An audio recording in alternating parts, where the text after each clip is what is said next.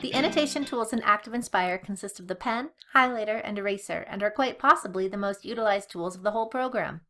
In addition to residing in your main toolbox, you can also access any of these tools under the Tools tab.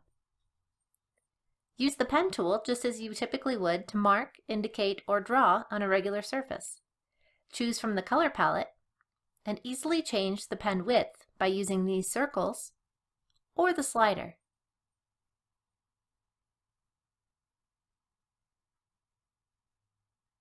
The same features apply to the highlighter.